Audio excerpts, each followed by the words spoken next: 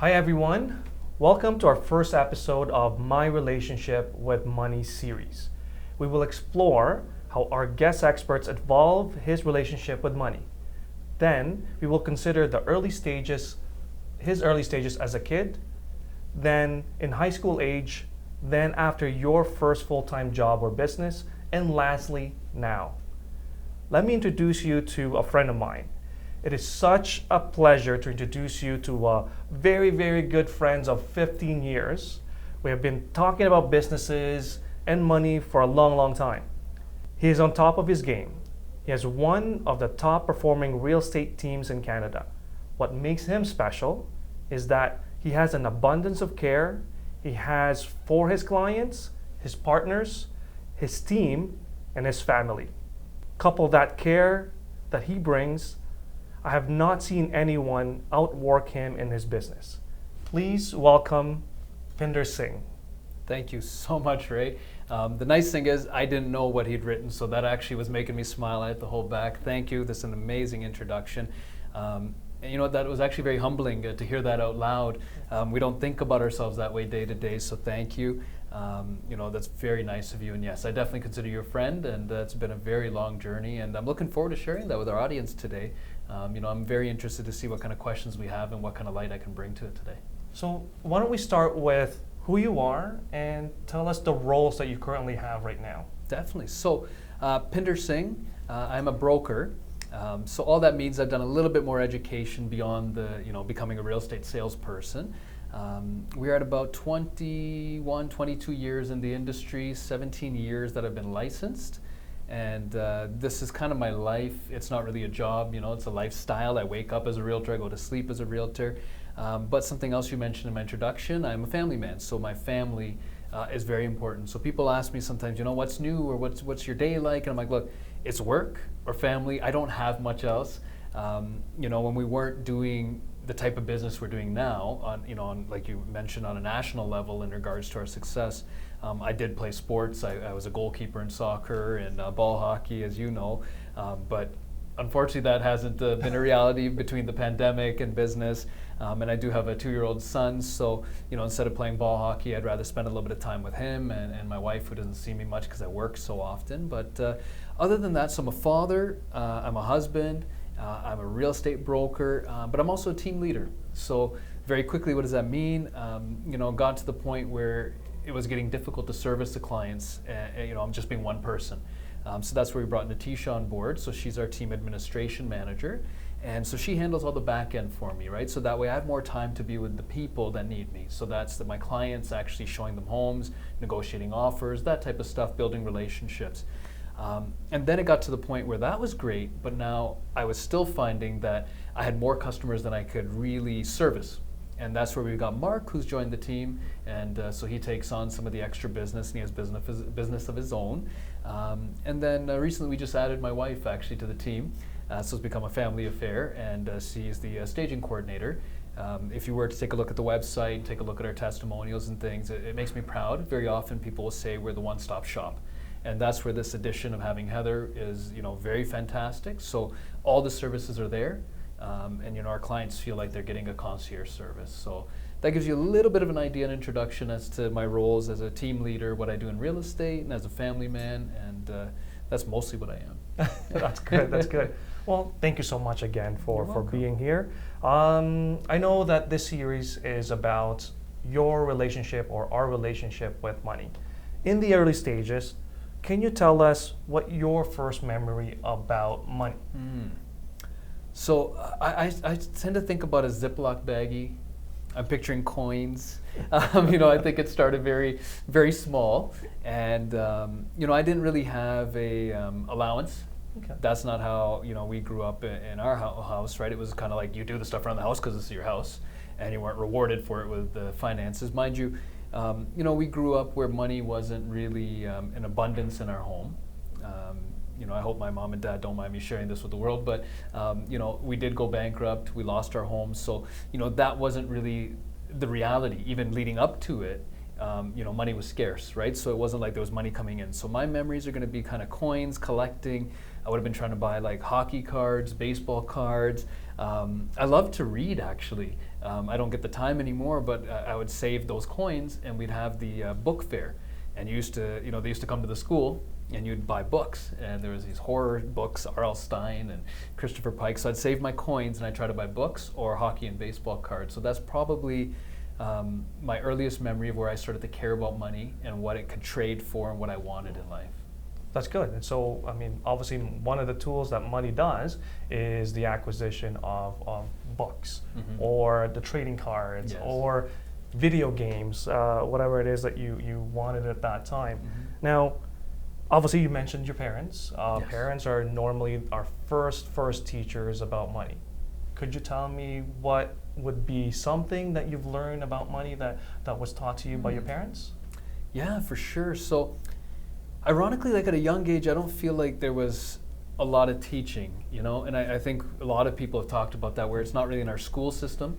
Our parents weren't really in a situation to teach us or didn't know how. And I think in my specific situation, since money was a challenge in our home, I don't think my parents felt that they were in a situation to teach. And even if they were, I mean, unfortunately, they hadn't really succeeded, so their teachings weren't really, that great if it was to exist.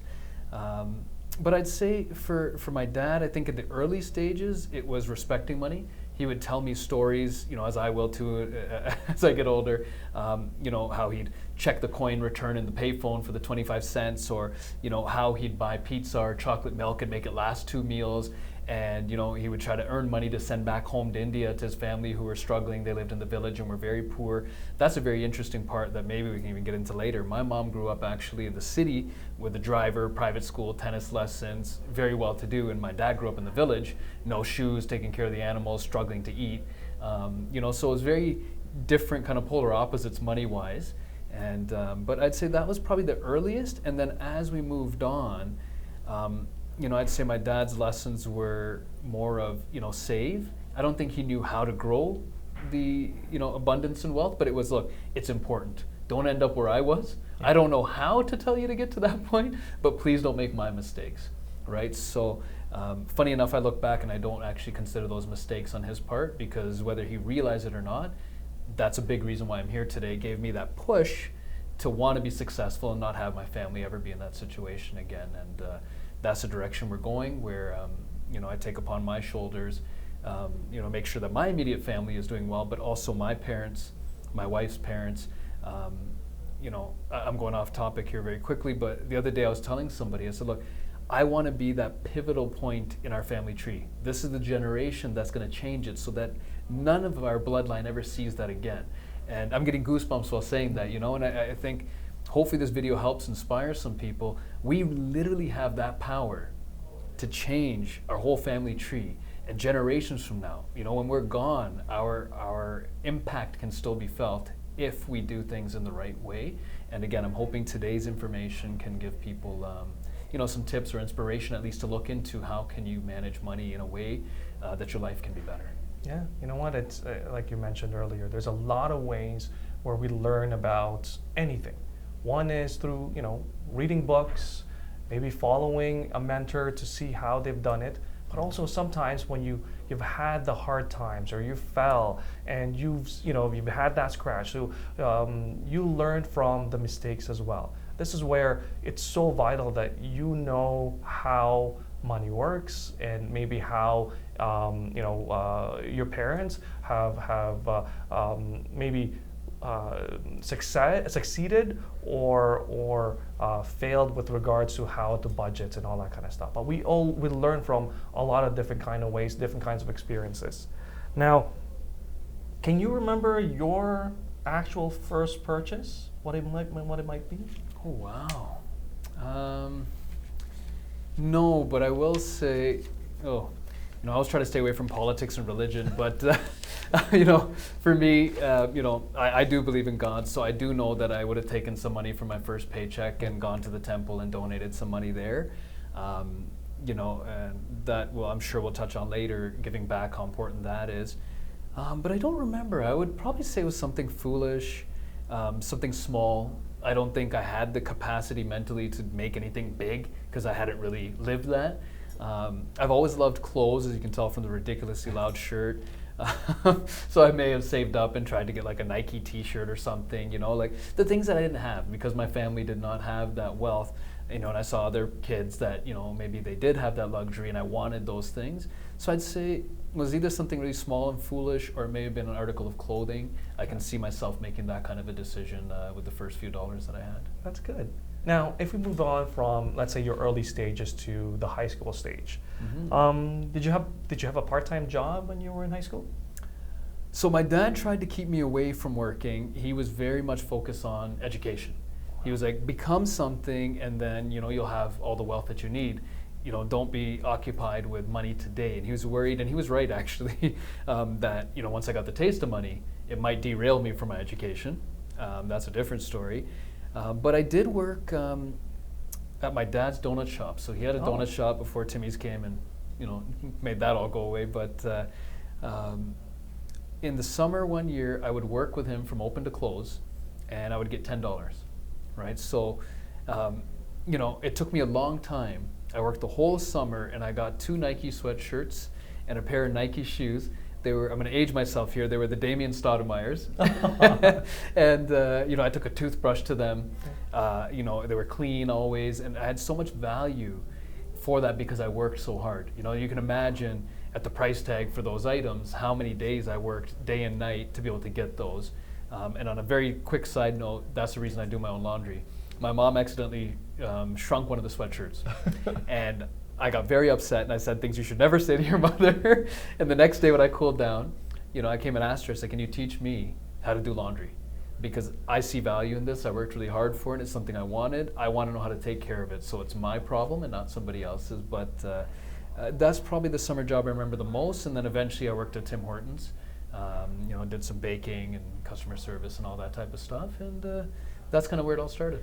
Now, do you still remember your first full-time job? Full-time? I guess Tim Hortons was technically part-time, but I was working full-time hours. Okay. I remember in the summer, I went to summer school, and I was falling asleep, and I was trying to take off my headset because I could still feel it on my head. I just worked a 16-hour, and so I was working full-time hours, but officially, I'd say probably at Remax. Okay. So real estate, I started in the office, just admin work, and I started part-time, and then eventually made it to full-time. I think that would have been my real first full-time job. Now, when I first met you, you were into cars. Mm-hmm. What was your first car? My first car was a 1996 Chevy Cavalier, 4-door, and it was green.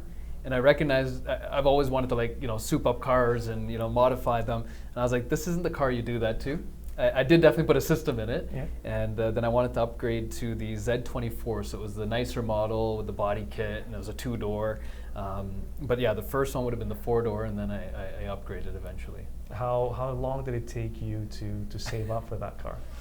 Yeah, so for my first car, I'd say it was probably about 2 years that I was saving money, and I was able to get the Cavalier. That's great. Now, let's move on to present day. Mm-hmm. How do you see money now? Is it a goal to achieve or a tool to use? Fantastic question. I think at the stage that I'm in my life, this is not fair, but I'm going to say both. Okay. We're still young and building, so getting the money is still very important. We've just purchased our first detached home. We're going through the upgrades. I want to get a sports car. So getting the money is still very important because I still have a lot of kind of materialistic goals that require an abundance of money. But at the same time, going back to when we talked about the team, so having somebody like Natisha on the team, at first, so that's a tool. That was very hard to think about, to spend tens of thousands of dollars on a salary. You're like, well, is that really worthwhile? So I'd say that is an example of a tool where I said, okay, you know what? I got to spend that money and use it in a way that will actually either free up my time or help me generate more income. And it worked. It is successful. It's a lot of people have that hard first jump to be like, really? Spending money is going to make me more money? So I think I'm kind of in both, where I will spend it and use it as a tool. We have investment properties, so that's another tool. So different ways we'll use that money to generate more or give a better lifestyle. but I'm still at that point where we're reaching sky high for certain goals that require money. So I think both are very still important in my stage in life. Perfect. My next question was supposed to be about your last major purchase, but I think you've answered that. So your home. It's definitely the home. We grew up in an age where there was a group called the Bare Naked Ladies. It's a musical group. Don't take that the wrong way. And they had a famous song that was $1 million. And it was if I had $1 million, and they would answer that question, and that was the whole premise of the song. And I've joked before. I'm like, the 2021 version would be like 10 seconds, right? It would be like, if I had $1 million, I would buy a house. Yeah. And that's the end of the song, right? Yeah. And nowadays, you probably still need to get a mortgage, right? you put $1 million down, and you'd have a $60,000 mortgage, $100,000, $200,000 mortgage. So that is a huge purchase for us. I never in my life thought I'd spend $1 million on a home. So that is definitely the biggest purchase, and even just the upgrades we went through is probably more money than I would have wrapped my head around 5 years ago, 10 years ago. So yeah, that's definitely the biggest purchase at this time. Now, I know that you're in real estate, and buying a house is directly in line with the industry that you're in. And I've talked about this before. What does home ownership mean to you then? So to me, it means, very good question. I'd say, what's the word I'm looking for? Not comfort, but like security? That's exactly the word, definitely security, because I was talking to somebody I think 2 days ago about it. They said, well, you think you have $400,000 in equity, but if the market corrected and it went down 200,000, like, listen, I understand. Prices can go up and down, but I have somewhere to live, right? That's the number one thing. My family has shelter. No matter what happens to the market, it gives me security in that sense. Secondly, living in the GTA, history has shown us no matter what happens to the market, even if it drops, it'll always come back up. So that still gives me that security where somebody might say, it's false, the price could drop. Let it drop, it'll come back up, right? And so I do have a security from a financial standpoint. A lot of our wealth has come from owning real estate, and I'm not plugging it because I'm a realtor, but having multiple properties or flipping properties, even not flipping necessarily like, when you say that word, people think, you renoed it and sold it 6 months later. Even if you lived in it for 3-4 years and it was genuinely your principal residence, and then you sell that, and all of a sudden you made $100,000, $200,000, $300,000, I don't think the money I've made off real estate I could have ever saved. No matter what my income, I couldn't have put that aside. So that financial security definitely exists, and then again, having a place for my family to live and feel safe and secure. Yeah, you're right. I agree. I mean, no different than your business, our mortgage business, about the sense of security that you get when you're buying a home. The wealth building component of it, so the economic benefit, is there definitely, because we live in Canada. In the long term, property values have gone up, right? And there's that pride of home ownership that you just mentioned there. That's a big thing for most clients as well. Now, money for charity is something that I know that you've been a part of, that you've supported. Tell me about the great things you do for charity. I know you've been very, very generous with your money and your time. First of all, I feel blessed to be in a situation to have something to give. The first story that comes to my mind, so let me answer the question first, is Roy LePage has a charity. Okay, so it's called the Shelter Foundation, and we raise money for our local women and children's shelters. If I'm being very honest, when I first got involved in it, it was because it was the charity at my work. Okay, I had a bit of a myth in my mind, which I think a lot of people I've talked to over the years have had, is it's bad people that end up in that situation, people on drugs, or we have these images of who ends up in that situation. But as time went on with my involvement, and I realized there were people like you and me, and most of us don't have 6 months, 12 months of savings. And God forbid somebody's in an abusive relationship, and maybe the other partner is the one that had all the finances. That person all of a sudden is in a situation where they need a place to go, and it's not because they're bad, it's not because they're irresponsible. It's the unfortunate cards that they were dealt, and as a community, we need to support those people because they haven't done anything wrong to be in that situation. And then I realized, I'm like, somebody I care about could very easily be in that situation. I won't get into it today, but funny enough, I said that for years, and that ended up happening. Somebody who is the most important to me in my life, I ended up finding out that in the past, they had not only been in a shelter, but they'd been in that exact shelter that I've been supporting for years. So I'm glad everything that I preach ended up actually happening, and so my involvement there is huge, and it means a lot to me. But the other part is I've got a 2-year-old son And unfortunately, he had gone through cancer. And so treatment was at McMaster Children's Hospital. Amazing. I didn't even know about the hospital. Everybody thinks sick kids. And McMaster, 11 out of 10. The service, the way they take care of people. I hope nobody ever has to go there, but if you do, go with confidence. It is amazing. So since that happened, personally, that's made us kind of split our charity work and give back to McMaster as well. Essentially, we feel they saved our son, right? So between those two, those are the main ones. And in the past, we've done some Princess Margaret, but I'd say those are the two big charities. And I feel bad when I say no to others, but it's like we've kind of decided to concentrate and make as much of a difference as we can with one or two, instead of spreading it over 100 of them and not making as much of a difference. So I don't think there's a good or bad charity. Those are just from personal experience, the ones that we were drawn to supporting. So what drew you to obviously using your name, your time, certainly we're talking about money, to direct some of your resources to those good causes? And it seems like early in your early stages, you mentioned earlier that you always had that, you always had that in you. Not everybody's that way. What's that pull? My parents have always taught, they're very loving, very warm. My dad always gives. So does my mom, not to discredit her. So I think that's always been there in our home. And then I think I've always been fueled by getting, feeling like I got a pat on my back. Same thing with my real estate. When I help clients and they feel good, I get motivated to do more.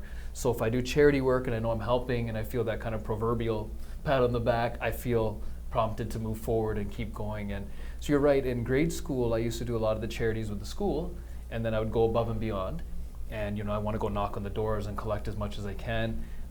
There's a bit of ego, if I may admit, because it'd be if you raise this much money, you get the sweatshirt. If you raise this much money, you get the jacket, and I wanted to be the best. That's always been an issue for me. I always want to be amazing at what I do. But that brings up a very quick story. So my dad would deter me from it. And I was kind of shocked, and I actually got angry with him, because I'm like, I'm trying to do something good, and you're stopping me from doing it. What's wrong with you, you cranky old man, right? And what he told me when he sat me down was, the $5, $2, $1 you're bothering people knocking on their doors to get is not going very far. He goes, why don't you take that time, concentrate in school, become something, be successful, make so much money, at least make six figures, and then you can give 10%. He goes, when you start working and making money, you should allocate 10% of your earnings to give back. And he goes, so when he wanted me to be a doctor. I did too, but that's a different story. Things obviously changed.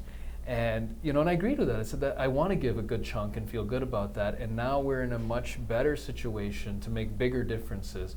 And take it one step further. Forget about what we can do financially. We're able to speak to so many people, right? So just actually today, I went to Canada Post. We have newsletters that go out in an area that we do a lot of real estate, and it hits 5,000 homes. And I talked to our person at McMaster Hospital and said, is it okay if I put a campaign on the back of our newsletter to try to get some items that you guys need or monetary donations to help the hospital? So, I agree with 99% of everything my dad ever said that I thought was wrong. He ended up being right. We're making a lot bigger difference now individually, but also with our reach to our clients, to our friends, to our colleagues, and we're able to do a lot more for our community. So it's been an amazing, not just pleasure, but it's, what's the word I'm looking for? Like it's almost a blessing to be able to be in a situation to help others, right? So it's, and as I've mentioned, we came from a place where, I don't want to get too dramatic here, but I've slept in my car. I've been in a situation where I didn't have money for the bus or food. As I mentioned, we've gone bankrupt. We've had to, sleep at somebody else's home and not had food in our fridge. So I've seen, very extreme on the other side. So to not only no longer be in that situation myself, but to help others who may be in that situation, absolutely amazing and priceless. Hey Pinder, thank you for bringing me here. Tell me where we are. We're at Lina's Roti actually here at Financial Drive.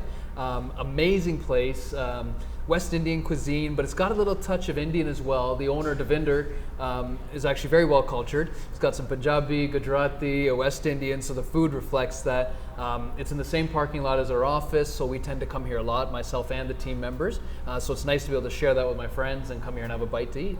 Perfect. What do you like here? So doubles are always a hit.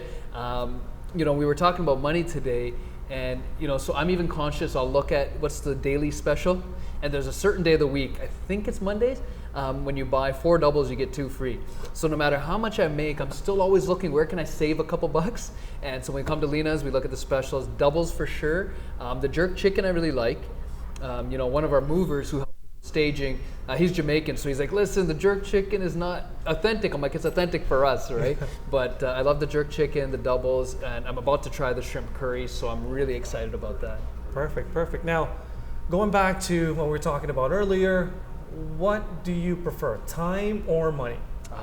So very good question. At the beginning of this video, we talked about, do you want to make money or, do you want time, right? So I think it kind of comes back to the same thing as like, I want to make money so that I have the time, right? So we're still at that point where we're building, and I want to get it to the point so sustainable that, our day-to-day expenses are covered by our positive cash flow. So that is super important to me. So we can get to the point that we don't have to chase the money, and the money is already coming in from our investments. We've leveraged it correctly. Then I have time. So having a young family with a wife and a kid, it's very important to me that I have time to spend with them. So that's the reason I'm making the money. Perfect. Financial independence is what we call it on our side. Yes. Now, do me a favor, last question, last request. Look over at the camera, and what would you say to the young Pinder about money, borrowing, investing, or saving? Okay, well, Pinder Singh, listen up very closely. Before we get into the nitty-gritty, it's important that you do treat yourself. I think if you're always just making and looking forward and you don't treat yourself, you're going to lose motivation. So definitely treat yourself, but make sure you're saving and you're leveraging the money. I think it's important to find something of comfort where you can invest and grow your money. So when we talked about time, you're only going to get that time if you save that money and put it somewhere where it works for you. So buy real estate. Again, I'm biased because that's where my comfort level is in specialty. Or invest in stocks. Whatever you do, invest it somewhere where the money is going to grow.